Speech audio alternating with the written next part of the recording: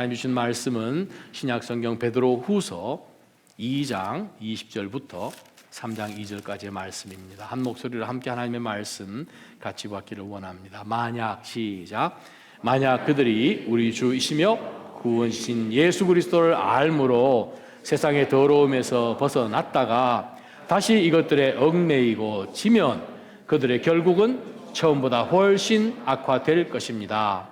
그들이 의의 길을 알고도 자기들이 받은 거룩한 명령을 저버린다면 차라리 이보다 알지 못하는 편이 그들에게 더 나을 것입니다.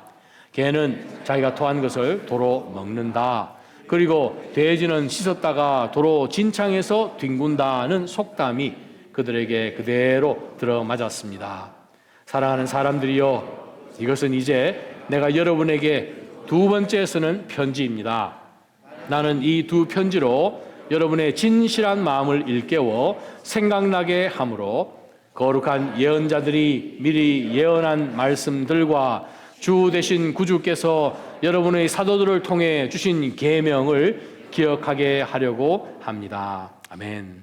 하나님 아버지, 영원하신 주의 말씀, 변치 아니하신 우리에게 인스트럭션을 주신 이 말씀, 우리가 마음 가운데 잘 새기며 삶 가운데 적용하며 붙들고 나아갈 때, 특별히 이 어두운 세상 가운데서 우리를 미혹하는 모든 거짓 가르침과 거짓 사상들 가운데서 거룩한 그리스도의 신부로 잘 준비되어 주님 오시는 그 순간까지 믿음을 끝까지 지켜내는 거룩한 군사들로 되게 하여 주옵소서. 주님, 말씀 위에 굳건히 서기를 소망합니다. 성령께서 저희의 마음을 이 시간에 붙들어 주옵소서. 예수님 이름으로 기도합니다. 아멘. 자리에 앉아주시기 바랍니다.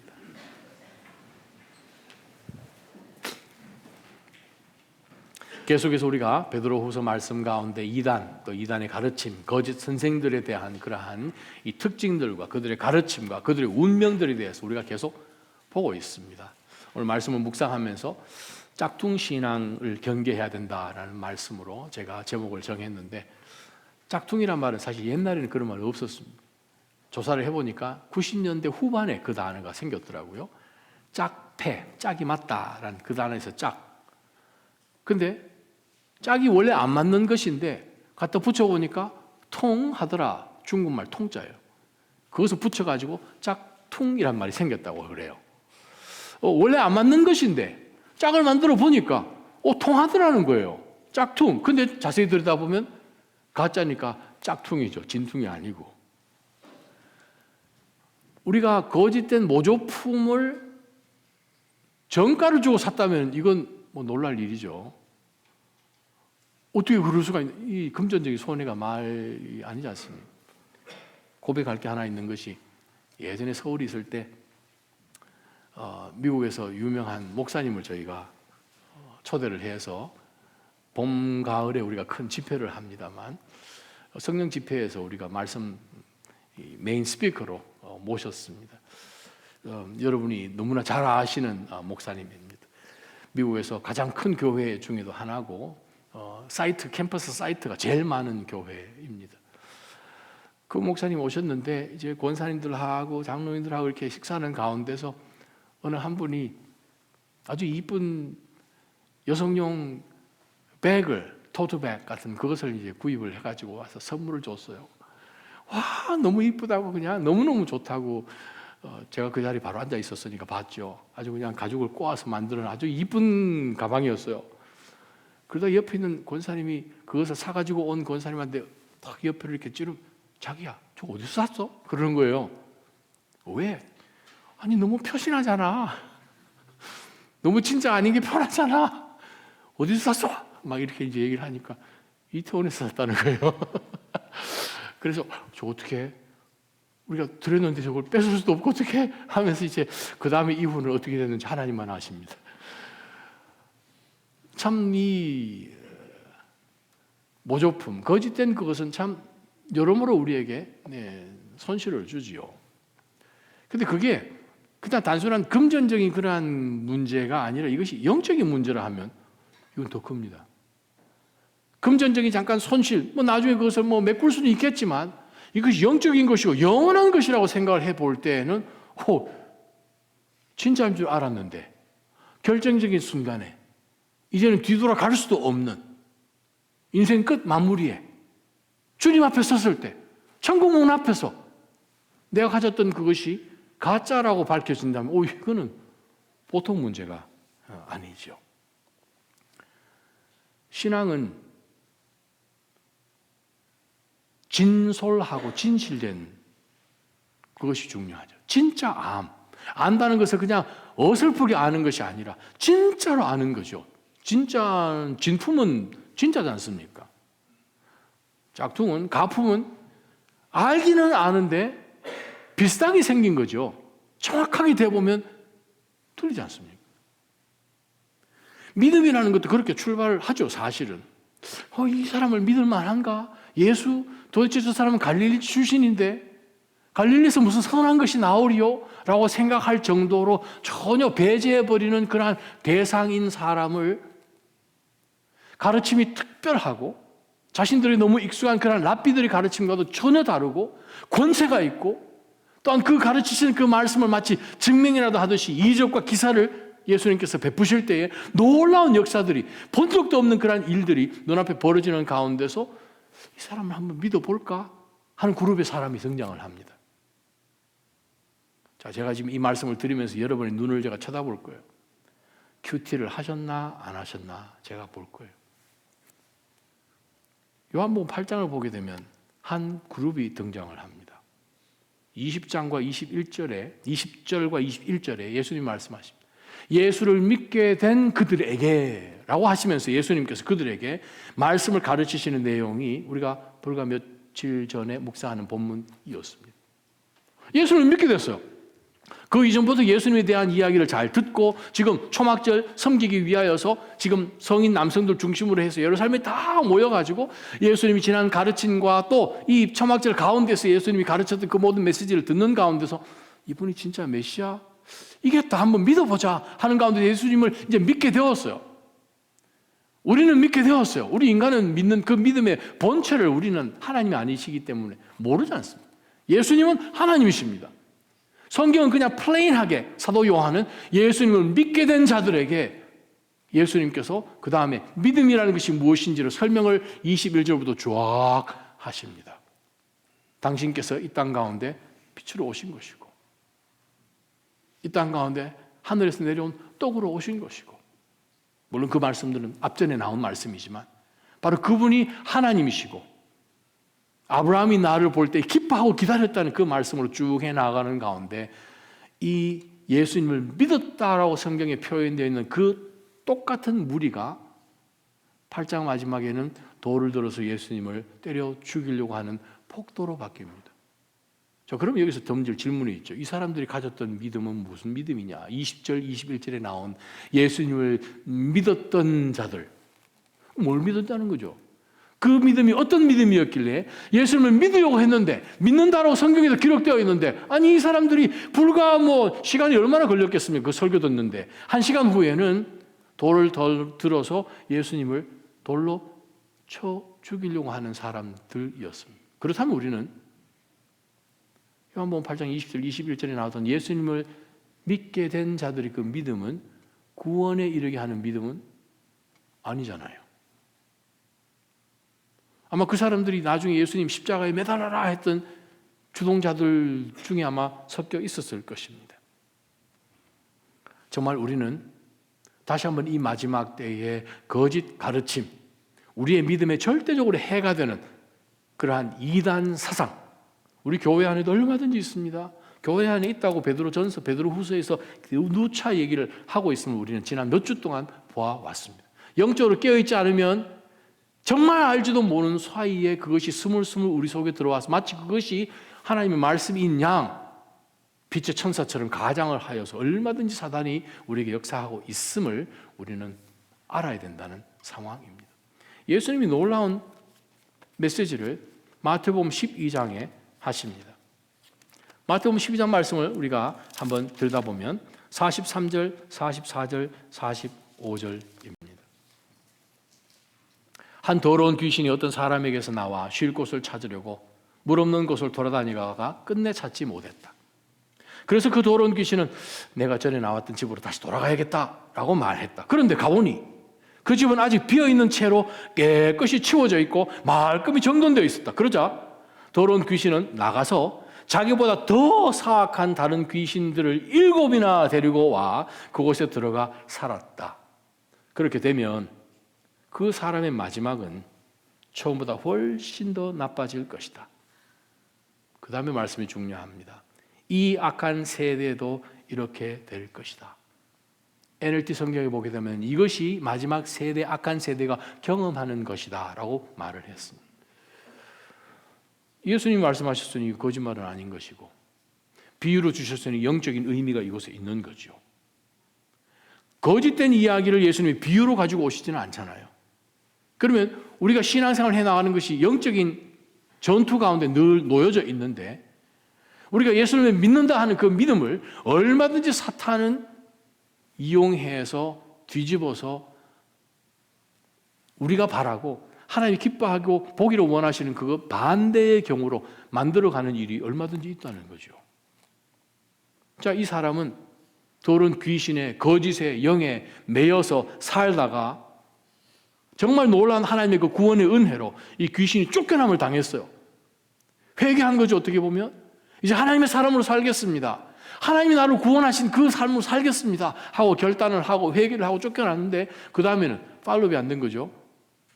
집은 비어 있는데 깨끗이 정리를 했는데 다른 선한 것으로 의로운 것으로 채우고 선한 습관으로 바꿔야 하는데 아무것도 하지 않고 그냥 한번 믿어보야겠다 하는 가운데서 그 속에 있는 모든 잘못된 습관들을 다 버리고 이제 한번 바로 살아보지 라고 이제 생각을 하는 가운데서 영적으로 성경적으로 신학적으로 본다면 하나님의 놀라운 은혜와 능력과 혹은 공동체와 다시 한번 믿음으로 설 수 있는 그러한 어떤 것도 없이 자력으로 뭔가 한번 해보려고 하는 듯하게 그러나 할 수는 없지요. 자력으로는 비어있는 상황입니다. 집이 비었어요. 나쁜 모든 습관들을 끊어내고자 했습니다. 귀신도 쫓겨남을 당했어요. 집이 깨끗하게 준비되었어요. 이제 새롭게 채우기만 하면 됩니다. 그런데 아무것도 안 일어난 가운데서 쫓겨난 귀신이 아유 누구 속으로 들어갈까 돌아다니다가 그래도 구관이 명관인데 하는 생각으로 예전에 있던 곳으로 가볼까? 가보니 비어있어요. 마치 바깥에 문패에 vacant라고 붙여놓은 것처럼 빈 방이 있어요 하는 것처럼 이거 내가 살던 곳인데 당연히 자기의 주권을 주관하겠죠. 들어왔어요. 혼자 살면 재미없네. 깨끗한데 이제는 공간도 많은데 나아가서 자기보다도 훨씬 더 악한 귀신 7명을 데리고 8이 사는 거예요. 그러면서 예수님 하신 말씀이 마지막에 훨씬 더 나빠진다는 거예요. 이 말씀을 왜 하셨습니까? 믿는 믿음의 컨텍스트 가운데서 예수님이 이 비유의 말씀을 주셨습니다. 우리가 그냥 본문 말씀을 흘러가는 대로 생각을 해보면서 거짓된 그러한 가르침이나 이단의 그러한 사상들에 대해서 우리가 준비하고 어떤 이단들은 무엇을 가지고 어떤 이단들은 무엇을 강조하고 하는 것을 아는 것으로만 그칠 수가 없는 거예요. 아는 것이 우리의 삶 가운데 영적으로 어떤 베네핏이 있어야 되잖아요. 지적으로 어떤 지성을 가지고 난 저 사람들 어떻게 가르치고 어떻게 접근하는지 알아. So what? 그것이 내 삶 가운데 어떤 영적으로 유익이 있고 영적으로 어떤 열매가 맺힐 수 있는 유익한 것을 줄 수 있게끔 모든 상황을 내가 바꾸지 않고 그냥 그것을 아는 것으로만 그치면 그만큼 내 삶은 사실 뒤로 처지는 것에 불과한 것입니다. 오늘 본문 가운데서 베드로 사도가 마지막 2장 20절, 21절, 22절에서 거짓 선생들의 그 마지막 모습들이 어떤지를 다시 한번 강조하면서 우리로 이 특별히 이 마지막 때에 우리가 어떻게 살아야 하는지를 3장 1절, 2절에서 어떻게 하면 우리가 이 거짓된 가르침 가운데서 우리 스스로를 잘 지킬 것인가, 신앙으로 바로 살 것인가 하는 그것을 독촉하는 말씀으로 오늘 본문이 이어집니다. 자, 원래 베드로 사도는 성경에 등장하는 모든 신약 성경은 구약도 마찬가지지만 하나님께서 성령의 감동으로 사용하신 모든 저자들이 1장 1절 쭉 2장 3장 그렇게 쓰지 않았습니다. 장절의 구분이 없었습니다. 중세 때 들어와서 이것이 장절이 나눠진 것이지 장절의 구분 원래 없었습니다. 그래서 우리가 목사님 오늘 왜 2장 20절부터 22절까지 딱 끊지 3장 1절 2절 붙인 거 원래 그게 붙어 있는 거예요 원래. 그래서 저는 할 수 있으면 컨텍스트적으로 연결되어 있는 것을 같이 묶는데 앞으로 3번 더 설교하면 베드로후서 끝납니다. 오래 기다리셨습니다. 이제 남은 시간들은 하나님께서 인도하시는 대로 기도하면서 말씀 준비할 것이고 이번 주 지난주에 제가 시차례가 있어서 뉴저지 다녀왔는데 이번 주에 제가 이제 2대 담임 목사님으로 이제 통과되신 청빙 받게 된 그 목사님과 또 더 대화를 하는 가운데서 일정을 더 구체적으로 정하려고 합니다. 여러분께서 더 기도하시는 가운데서 이 트랜지션이 또 아주 스무트하게 그렇게 되기를 소망합니다. 자, 오늘 주신 말씀을 다시 한번 들여다보면서 20절부터 말씀 한번 보십시다. 자, 베드로 사도가 특별히 3장 전체는 이제 예수님 오실 거 기다려야 된다는 것이 주제입니다. 예수님 언제든지 오실 수 있죠. 재림의 약속을 우리가 주셨겠는데 재림에 대한 그 상황을 전혀 생각하지 않은 것이 이단의 특징이기 때문에 3장 전체는 예수 그리스도의 재림 앞에 서 있는 그리스도인은 어떻게 살아야 되는지를 강조하는 것이 본문입니다. 이제 마지막으로 연결됩니다. 그것이 2장 마지막이에요. 자, 봅시다.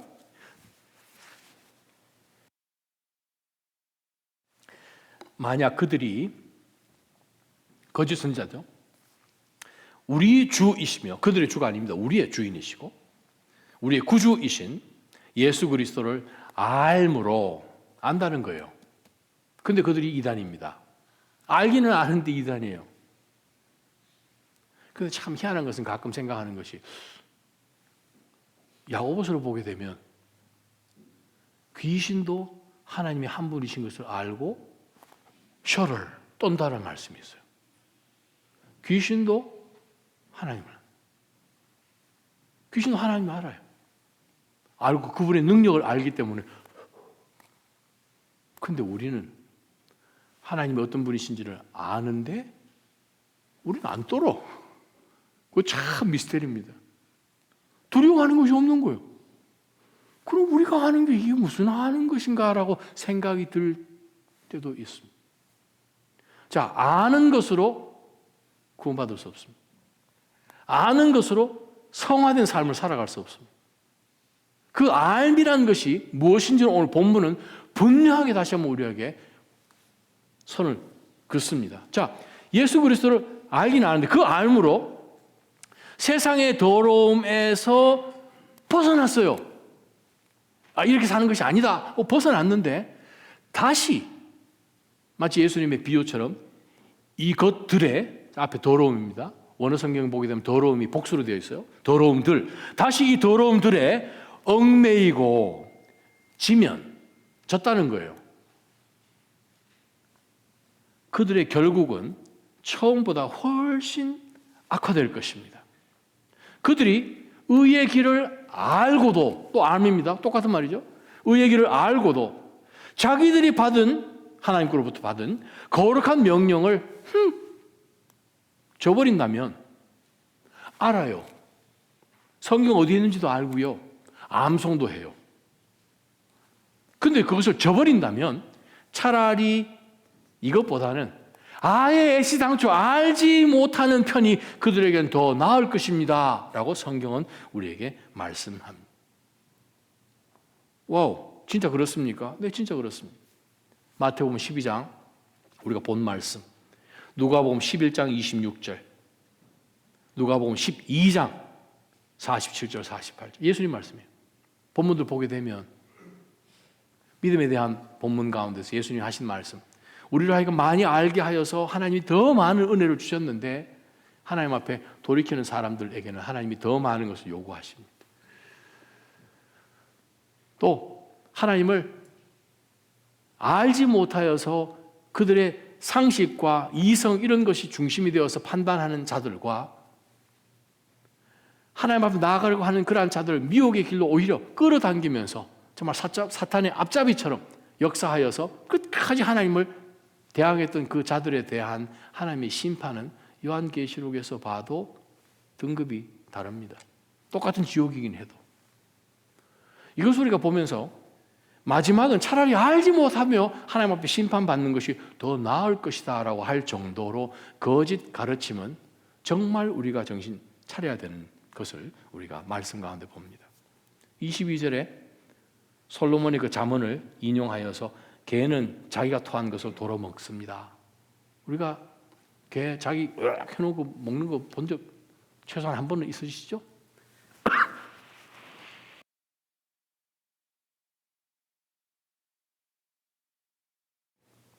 끝나지 않아서 예수님 당시 때의 개는 애완견이 아니에요. 그 당시에는 집에서 개를 키우지 않았습니다.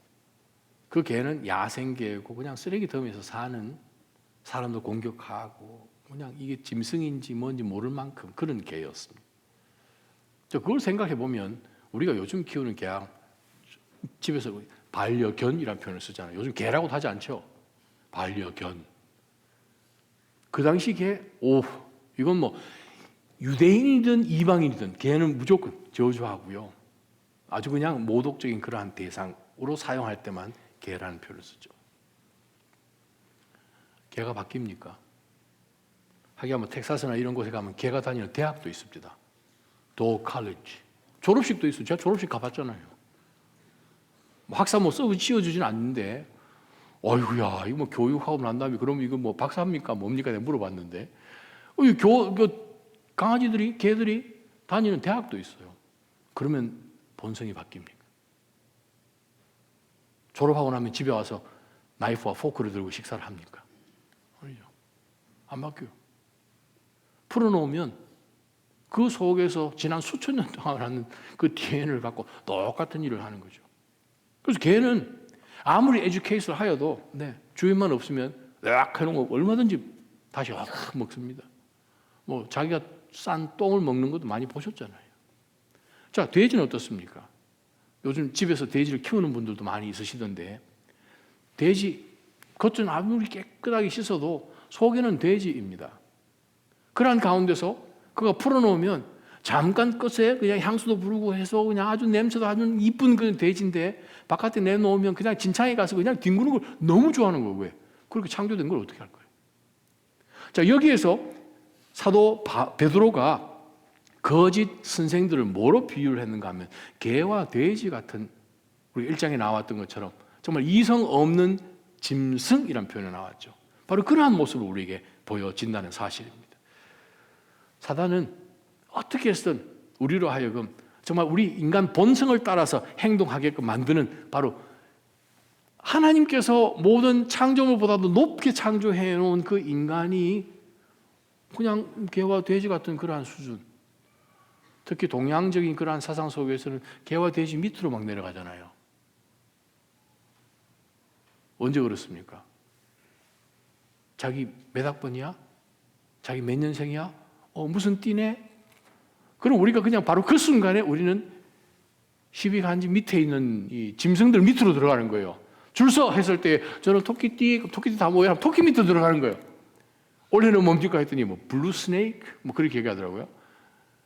하나님께서 만드신 것을 어떻게 이 말이 안 되죠. 다스리라고 하나님께서 명령하셨는데 바로 그 다스림을 받아야 되는 그 동물 밑으로 인간이 들어간, 바로 그것이 사탄이 하는 거죠. 우리 인간의 본성을 거부하는 것입니다.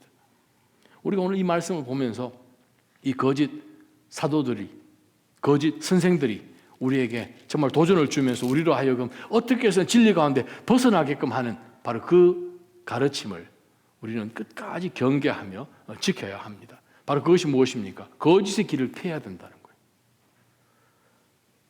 개나 돼지 같은 그들이 가르치는 것, 정말 사실 어떻게 보면 안 믿는 사람들도 절대 하지요. 안 믿는 사람들도 어떻게 보면 우리가 볼 때 저 사람은 법 없이도 산다라는 표현이 쓸 정도로 정말 절제하면서 준비하며 다른 사람들에게 해를 끼치지 않으려고 그렇게 살아가는 사람들도 많은 거죠. 그리스도인들의 윤리는, 그리스도인들의 법은 오히려 더 높아야 되는 거죠. 그런데 오늘 말씀을 보게 되면 정말 가까스로 피해온 그런 자들을 오히려 더 깊은 곳 가운데서 끌어들이는 그런 거짓 선생들을 우리가 어떻게 할 것인가. 이러한 사람들에게는 답이 없음을 말씀합니다. 히브리서 6장 제가 여러분에 읽어드립니다. 히브리서 6장 4절, 5절, 6절 말씀 보게 되면 한번 비춤을 받고 하늘의 은사도 맛보고, 자, 하나님께서 빛을 비춰주셨어요. 놀라운 계시의 빛, 이게 놀라운 거 깨닫게 되고 하늘을 비춰주셨어요. 놀라운 성령의 은사들도 맛보았습니다. 옆에 사람들 하는 것을 보면서 이거는 바깥에서 일어난 일이 아닌데 맛봅니다. 성령님과 함께하고 하나님의 선한 말씀과 오는 세상의 능력을, 천국의 그 능력을, 성도들이 모였을 때 감동하고 감사하고 은혜 나누고 기도의 응답으로 놀라운 일들이 벌어지고 하는 것을 같이 이렇게 보게 되는 거죠. 성령의 능력을 맛보고도 타락해버리는 사람들은 회개에 이르도록 다시 새롭게 할 수 없습니다. 끝. 이게 안 되는 거예요. 왜 그렇습니까? 스스로 하나님의 아들을 다시 십자가에 못 박고 공개적으로 욕되게 하기 때문입니다. 클래식한 example. 가룟 유다. 아니 3년 이상을 예수님 하신 기적의 현장 가운데 가룟 유다 항상 있었잖아요. 마지막 예수님께서 성만찬하는 가운데서 12명이 둘러 앉았는데 바로 그 12명 제자들과 예수님이 같이 앉아 계시면서 6월절 만찬 가운데 그걸 만들어서 호스팅하는 그분이 그 모여져 있는 초대받은 사람들에게 가장 존경받는 그 손님에게 제일 먼저 쌉을 주는 것으로 유대인의 만찬은 시작이거든요. 쌉을 만드는 가운데서 그 쌉을 제일 먼저 누구에게 주었습니까? 나와 함께 떡에 손을 넣는 사람. 그 무슨 뜻입니까? 예수님이 쌉을 만들어서 그에게 주어서 그것을 찍어 먹는 그 표현인데 누구에게 주었어요? 가룟 유다에게 주었어요. 가룟 유다가 어디에 앉아 있는가? 유대인들은 이렇게 밥을 먹는데 뒤에 있는 사람에게 만들어서 주는 게 쉽습니까? 앞에 있는 사람에게 주는 게 쉽습니까? 바로 앞에 있는 사람.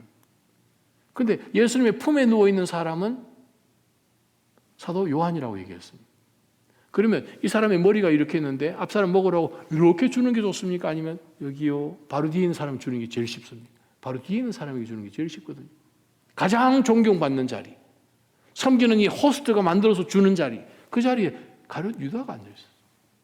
그럼에도 불구하고 그럼에도 불구하고 그날 밤에 네가 생각하는 거 빨리 해라 했더니 그 자리를 박차고 나갔는데 어둠이었더라. 어둠 속으로 들어가는 거죠.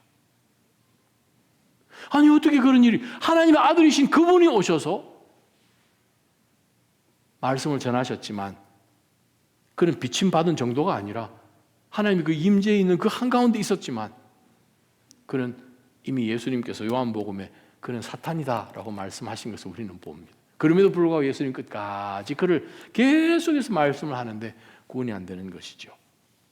다시 한번 우리가 이 말씀을 들여다보면서 우리 자신을 끝까지 믿음으로 지키는 것이 얼마나 중요한지 모릅니다. 마태복음 24장 13절에 마지막까지 믿음 지키는 사람, 마지막 때에 이런 믿음이 있겠느냐 말씀하시잖아요. 마지막 순간까지 믿음으로 끝까지 그 중간에 바깥으로 나가지 아니하고 주신 그 은혜를 없다 생각하지 아니하고 하나님 주신 은혜가 얼마나 큰데 근데 그 모든 것들 이제는 내가 어느 정도 했습니다 아이들이 하는 그런 생각으로 교만해지는 순간에 우리는 나락으로 떨어지는 그런 경우도 떨어지죠. 사실 어떻게 보면 우리가 살아가는 삶 가운데서 교만해서 하나님 앞에 푹 수그러지는 그것이 축복인지도 모릅니다. 다시 일어날 기회가 있는 거예요. 근데 하나님이 계속 내버려 두십니다. hand over 해본 거죠. 로마서 1장 말씀처럼 그냥 내버려 두십니다.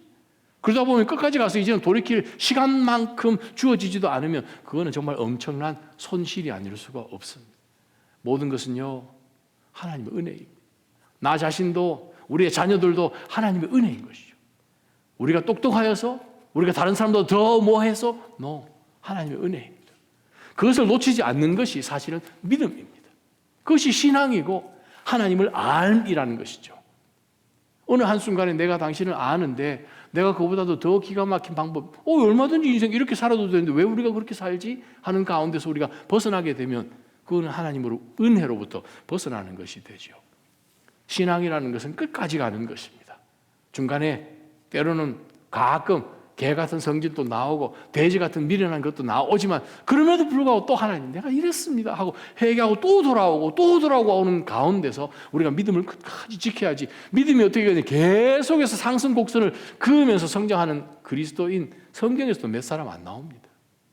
다시 한번 이 마지막 때를 들여다보면서 우리는 하나님 앞에 정말 거짓된 그 길을 피하고 끝까지 믿음 지키는 것을 오늘 본문은 우리에게 말씀합니다. 두 번째 말씀을 보게 되면 3장 1절부터 나오는데, 그러기 때문에 이제 사랑하는 사람들이요, 그렇죠? 이러한 위협 가운데 놓여져 있는 사랑하는 성도들이요. 자, 이 편지는 내가 여러분에게 두 번째 쓰는 편지입니다. 나는 이 두 편지로 여러분의 진실한 마음을 일깨워 생각나게 함으로써 거룩한 예언자들이 미리 예언한 말씀들과 주 대신 구주께서 여러분의 사도들을 통해 주신 계명을 기억하게 하려고 합니다. 자, 오늘 이 말씀을 자세히 보게 되면, 사랑하는 사람들이여, 내가 이제 여러분에게 쓰는 두 번째 편지 쓴 이유를 지금 이야기하는 것이죠. 1절, 2절이. 내가 왜 그걸 썼는가 하면, 여러분들이 진실한 마음 이 속에서 생각나게끔 하여서 여러분으로 하여금 결국 2절 제일 마지막에 있는 기억하려고 합니다는 말은 안 나옵니다. 오늘 저는 이 문제로 편지를 썼습니다 하는 그게 끝이에요. 편지를 왜 썼는가? 우리로 하여금 생각나게끔 하려고. 그게 끝이에요. 문장이 끝이에요. 뭘 생각을 해야 된단 말인가? 베드로 사도가 왜 첫 번째도 그랬지만 두 번째를 쓴 이유가 무엇인가 하면, 여러분 안에 있는 진실한 마음을 일깨워서, 진실했었는데 어느 순간에 진실이 지지 않아서 잠자고 있는 거예요. 그래서 진실한 마음을 일깨워서 무엇을 생각나게끔 해야 되는 거 하니 2절이 생각나는 목적입니다. 뭡니까? 보니까 거룩한 예언자들이 미리 예언한 말씀들, 예언하다는 말은 원래 보기에는 prophecy 그런 뜻이 아닙니다. 성경에 prophecy라는 표현도 있지만 거의 대부분은 프로텔레, 먼저 말하는 거죠. foretell이라고 영어로 번역을 하는데, 예언자들 하나님께서 하시고 하나님께서 작정하신 그것을 성도들에게 강하게 선포하는 것입니다. 바로 그것이 예언이라는 단어죠. 원뜻이죠. 자, 그래서 하나님께서 거룩한 예언자들을 통해서 이미 우리들에게 선포해 주신 그 말씀들과, 다른 말 표현하면 구약 성경과, 두 번째, 구주께서 우리에게 주신 말씀, 예수 그리스도의 말씀, 마태복음, 마가복음, 누가복음, 요한복음, 복음서, 그리고 마지막 예수님의 제자들, 사도들을 통해서 주신 서신서, 다른 말 표현하면 성경책이라는 표현이죠. 우리가 기억해야 되는 것이 무엇인가? 바로 성경 말씀을 기억하게 하려고 제가 이 편지를 씁니다. 그 말입니다. 적용.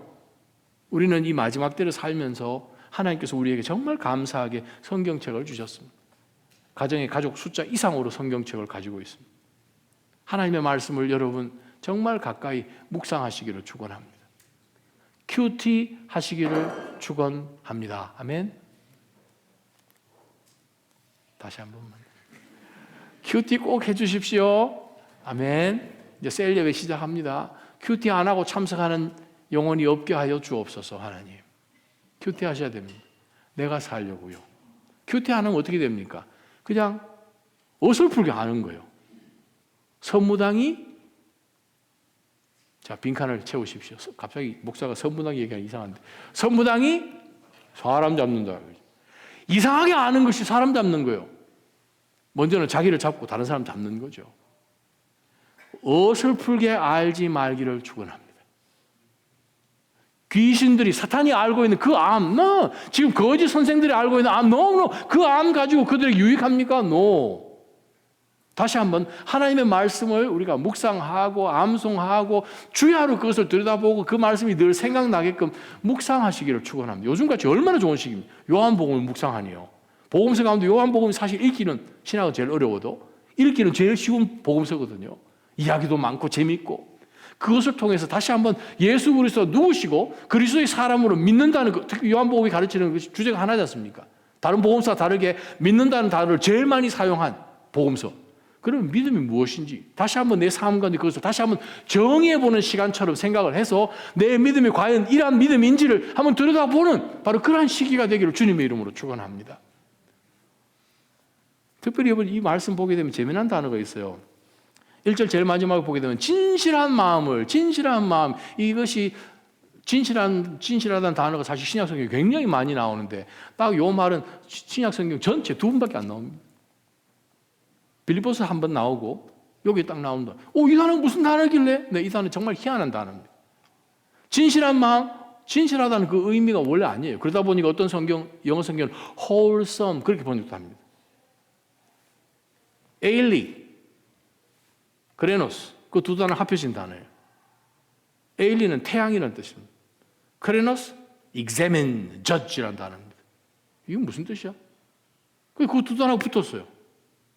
찾아보면 의미가 뭐냐 하면 이 단어를 언제 2000년 전에 헬라 문학에서 그날 그들이 사는 사회에서 쓴 줄 아십니까? 여러분이 시장에 물건을 사러 갔어요. 뭘 사러 갔나? 집에 그릇이 좀 깨지고 컵이 좀 깨졌어요. 새로 사야 돼요.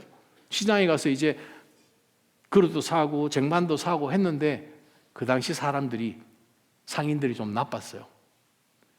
이제 열심히 빚어가지고 가마에 넣고 그냥 불을 그냥 몇천 도로 올려가지고 뜨겁게 만들어서 그걸 그냥 구워서 이제 요약 바르고 해가지고 지금 파는 거 아닙니까? 근데 꺼내보니 제가 몇 시간을, 한 며칠을 제가 애를 써서 만들었는데 크랙이 생긴 거예요. 금이 갔어요. 이거 못 파는 거예요. 못 팔아. 물건을 팔 수 있는 그런 퀄리티가 없는데 이 사람들이 뭘 하는가 하면 거기다가 왁스를 발라요. 왁스를 싹 빈 칸에 발라가지고 거기다가 뭐를 하는가 하면 유약을 그 다음에 색칠을 싹 해놓죠. PPT에 여러분 사진 혹시 있으면 하나 올려주셔도 되는데 그게 뭔가 하면 시장에 컵이나 그릇이나 사러 가가지고 이것을 들고 햇빛에다가 이렇게 비춰본다는 뜻입니다. 금 같나 안 같나 보는 거예요. 자, 이 가르침이 금이 같나 안 같나 어떻게 합니까? 기준이 뭐가 돼야 되죠? 햇빛이 돼야 되잖아요. 빛 대신 예수 그리스도. 우리에게 빛으로 보여주신 성령께서 조명해 주신 바로 하나님의 말씀에 비추어 봐야 되는 거예요. 내가 알고 있는 이것이 다라고 생각해서 인본주의 생각을 가지고 내 기준이 되어서 모든 것을 판단하는 그러한 그거 말고 베드로 사도가 이야기합니다. 내가 여러분에게 이 편지를 쓰는 것은 여러분 가운데 있는 이 햇빛에 비춰봐서 검사하는 그러한 마음이 생겨지도록 기준이 내가 아니라 하나님의 말씀인 것이 생각나게 하도록 그렇게 하려고 제가 이 편지를 씁니다 라고 베드로 사도가 이야기합니다. 우리 삶 가운데 기준은 불변해야 돼. 기준이잖아요. 상황 가운데 왔다 갔다 하는 그 기준이 될 수 없죠. 그러한 가운데서 절대 기준이 되는 하나님의 말씀, 거룩한 예언자들이 이미 이전에 해준 말씀과 우리 구주 되신 예수 그리스도 하신 말씀과 그리스도의 사도들이 우리들에게 주신 이 계명들이 생각나게끔 하려고 제가 이 편지 썼습니다. 어떻게 해요? 하나님의 말씀을 얼마만큼 여러분 가까이 하기를 원하십니까? 우리가 이 마지막 때를 살면서 사실은 살아가는 가운데 우리를 정말 위협하고 도전 주는 그런 어려움들이 많지요. 우리 인생이라는 것이 원래 테스트, 여러 시험들의 그냥 연속이죠. 이거 끝났더니 또 다른 문제가 생깁니다. 좀 잠잠한 거 했더니 여기서 하나 또 푹 터집니다. 그러한 가운데서 정말 모든 것이 우리를 흔들고 테스트하고 어떻게 해서 우리를 하여금 꼼짝 못하게 우리 그리스도 예수 그리스도 영접하고 나니까 여러분 모든 삶이 그전에 들었던 것처럼 모든 것이 다 형통합니까? 아닌 것 같잖아요. 오히려 이전에는 예수님 영접하기 전에는 그냥 뭐 친구들하고 그냥 술 한잔 하고 그냥 끝내든지 아니면 모든 게 뭐 웬만하면 그냥 지나가자 뭐 덮어주자 이렇게 했는데 이제는 그리스도 앞에서 우리가 살아야 되니까 모든 것이 다 걸리는 듯한 그러한 도전의 연속인 것 같죠. 평안함이 없는 것 같죠. 하나님 왜 이것을 허락하십니까? 때로는 우리가 하나님 앞에 원망하는 마음도 생기고 정말 우리가 때로는 이 마지막 때에 거룩한 그리스도의 신부로 살아가면서 주님이 언제 오실지 모르니까 준비된 삶으로 살아가야 하는데 일어나는 상황들 우리를 정말 사면 초과하게끔 그냥 몰아내는 듯한 그러한 삶을 우리가 살지요. 그런데 여러분 우리가 살면서 살아가며 만나는 모든 도전들과 시험들이 사실 어떻게 보면 축복이에요. 왜 그런가 하니 하나님께서 이 모든 것을 아십니다. 하나님의 허락 없이는 이 모든 것이 일어날 수도 없습니다. 그런데 하나님 우리를 너무 사랑하셔서 독생자 예수 그리스도를 우리를 위해서 아낌없이 내어주신 분이 우리에게 다른 어떤 것을 통하여서 우리가 더 그리스도를 닮아가게끔 하는 이 모든 프로세스 가운데 돕지 않으시겠습니까? 돕다마다요. 그러면 이 상황 속에서 하나님이 나를 이 어려운 가운데 빠뜨려서 내가 그냥 절망하고 포기하고 혹은 배교하고 신앙의 거 먹으면 아유 교회 왜 나 이렇게 하게끔 하실 것인가?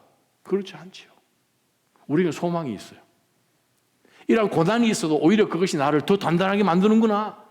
내가 더 연단되어 가는 가운데서 정말 정금처럼 나오겠구나 하는 그러한 우리를 붙들고 절대 놓지 아니하시는 하나님의 그 사랑의 놀라운 붙드심을 우리가 기억을 할 때에는 우리가 도전 주는 이 모든 것들이 마지막 때 살면서 거짓 가르침인과 또 세속적인 그러한 가치관들이 우리를 아무리 옥죄어도 우리는 소망이 있습니다. 예전 노르웨이에 살던 어부들이 그 주변 해안가에 바닷가에 어부하러 나아가서 이제 물고기를 잡으면 정어리가 그렇게 많이 잡혔나 봐요. 그런데 그것을 이제 팔려고 도심까지 들어오면 그 거리가 상당한데 조그마한 수조에 뭐 요즘처럼 큰 탱커도 아니고 큰 트럭도 아니고 그냥 해서 그냥 변변찮게 이제 옮겨 놓으면 시장 가서 팔아야 되는 그 시점에 딱 가서 뚜껑을 열어보니까 수조에 있는 정어리들이 다 죽은 거예요. 이거 어떻게 방법이 없나? 라고 생각을 하다가 기가 막힌 것을 생각을 했어요. 수조 안에 정어리 한 100마리 넣어놓고 난 다음에 저기 한 20-30km를 가야 되는데 그 좁은 수조통 안에서 산소도 별로 많이 없는 가운데서 그냥 가다가 맥 없어서 이제 그냥 끝나버린 거예요. 결정적인 순간에 시장에서 팔려고 딱 보니 다 죽은 거예요. 값을 못 받죠. 그래서 이 어부들이 생각한 게 뭔가 하면 그 수조통 안에 정어리들의 천적 한 마리를 집어넣습니다. 그게 바로 메기입니다. catfish. 그러면 그 수조통이 있는 가운데서 이 메기가 와 오늘 점심이 되게 많네 하면서 그냥 잡아먹으려고 하면 이 정어리들은 목숨을 다하여서 그냥 도망다녀야 되는 거예요. 그것이 경제학에서 catfish effect라고 표현합니다. 누가 제일 먼저 썼는가? 19세기 또 20세기 초반까지 가장 최고의 경제학자이고 또 역사가라고 불렀던 옥스퍼드의 아놀드 토인비가 이 표현을 제일 먼저 썼습니다. 메기 한 마리를 집어넣고 수십 킬로 떨어진 시장까지 운반해서 뚜껑을 딱 열어보니까 와 정어리가 펄떡펄떡 살아있는 거예요. 우리 이렇게 웃으면서 얘기하지만 정어리한테 물어보면 주인 정말 나쁜 사람이라고 얘기할 거예요. 근데 어떻게 튼튼한데 어떡할 거예요? 때로는 우리가 아유 빨리 천국 갔으면 하는 생각이 들지만 우리 인생 가운데서 많은 여러 폭탄들이 터지고 상황 가운데 여러 도전들이 있는 가운데서 이 모든 것을 하나님이 허용해 주심으로 인하여 우리에게 도전이 되고 다시 한번 우리가 예수 붙들고 잘 살아야 되겠다. 말씀 꼭 붙들고 잘 살아야 되겠다 하는 가운데서 정말 사단에게 우는 사자처럼 잡아먹히지 않기 위하여서 베드로전서 하는 가운데 그냥 예를 쓰면서 내가 내 자신을 잘 지켜야지 믿음 가운데 서야 되지 선한 하나님의 선지자들의 한 말씀과 예수 그리스도 우리 주님께서 가르치신 말씀과 우리 주님의 제자들이 주신 이 모든 말씀을 내가 가까이서 마음 가운데 상황 속에서 특별히 어려운 시험 가운데 빠질 때에 이것을 기억해야지 하는 가운데서 우리가 움직이게 되면 결국은 우리 신앙은 주님 앞에 섰을 때까지 퍼덕퍼덕한 거예요. 우리의 믿음이 주님 만나시는 바로 그 시점까지 퍼덕퍼덕한 믿음이 되기를 주님의 이름으로 축원합니다. 세상 것으로 오염되지 않기를 축원합니다. 그래서 제가 마지막 고린도 후서 말씀을 제가 여러분에게 읽어드리고자 합니다.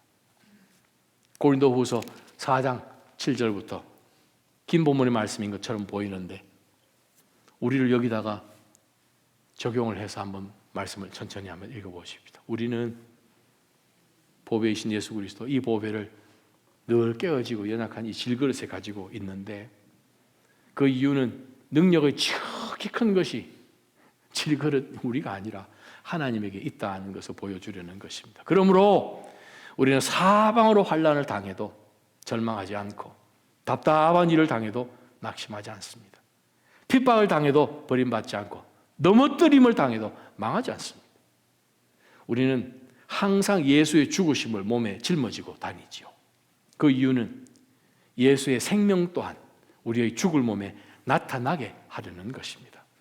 우리 살아있는 사람들이 항상 예수 때문에 죽음에 넘겨지는 것은 예수의 생명 또한 우리의 죽을 육체 안에 나타나게 하려는 것입니다. 그러므로 죽음은 우리 안에서 역사하고 생명은 여러분 안에서 역사하는 것입니다. 성경에 기록되기를 내가 믿었으므로 말했다고 한 것처럼 우리는 바로 그 믿음의 영을 가지고 있으므로 우리도 믿고 또 말하기도 하는 것입니다. 다른 믿음이라는 거죠. 진짜 믿음이라는 것이죠. 주 예수를 살리신 이가 예수와 함께 우리도 살리시고 여러분과 함께 그 앞에 서게 하실 것을 우리가 진짜 알기 때문입니다. 모든 것은 여러분을 위한 것입니다. 이는 하나님의 은혜가 더 많은 사람들에게 풍성해져서 넘치는 감사로 하나님께 영광을 돌리게 하려는 것입니다. 그러므로 우리는 낙심하지 않습니다. 우리의 겉사람은 쇠할지라도 우리의 속사람은 날마다 새로워지고 있습니다. 우리가 잠시 당하는 가벼운 고난은 그것 모두를 능가하고도 남을 영원한 영광을 우리에게 이루어줄 것입니다. 그걸 아는 거죠. 우리가 주목하는 것은 보이는 것들이 아니라 보이지 않는 것들입니다. 보이는 것들은 잠깐이나 보이지 않는 것들은 영원하기 때문입니다. 우리의 시선을 성경 말씀을 통해서 예수 그리스도에게 두기를 주님의 이름으로 축원합니다. 기도하겠습니다. 하나님 아버지, 정말 이 마지막 때에 우리가 어떤 믿음을 갖고 살아야 하는지를 오늘 말씀을 들고 다시 한번 보면서 하나님의 말씀을 기억하여서 진실한 그 마음을 늘 일깨우는 저희가 되게 해 주십시오. 어느 한순간에 거짓된 불순물들이 저희 안에 들어와서 그럼에도 불구하고 그것이 그냥 괜찮은 것인 것처럼 생각하면서 살아온 이것이 말씀의 빛에 비추어 보니 하나님이 기뻐하시지 않는 것임을 깨닫고 그것을 도려내고 다시 한번 회복되고 비록 우리가 깨어지기 쉬운 질그릇이라 할지라도 우리 안에 계시는 보배로우신 예수 그리스도가 차라리 우리의 연약함을 통하여서 비춰지는 그러한 인생이라면 하나님 그렇게라도 살게 하여 주옵소서. 바로 그것이 하나님의 능력이 드러나는 인생이니 얼마나 복된 인생이겠습니까? 때로는 주여 살아가는 삶 가운데서 여러 고초와 시험거리 가운데 정말 우리 인생이 어떻게 보면 좀 너덜너덜한 것처럼 느껴진다 할지라도 그럼에도 불구하고 우리를 끝까지 붙들어주고 모든 상황 가운데 얼마든지 능가하게끔 해주실 그 소망이 있음을 기억할 때에 믿음으로 끝까지 믿음 지켜내는 하나님의 거룩한 백성들 다 되게 하여 주옵소서. 말씀에 사로잡히기를 간절히 소망하며 예수님 이름으로 기도합니다. 아멘.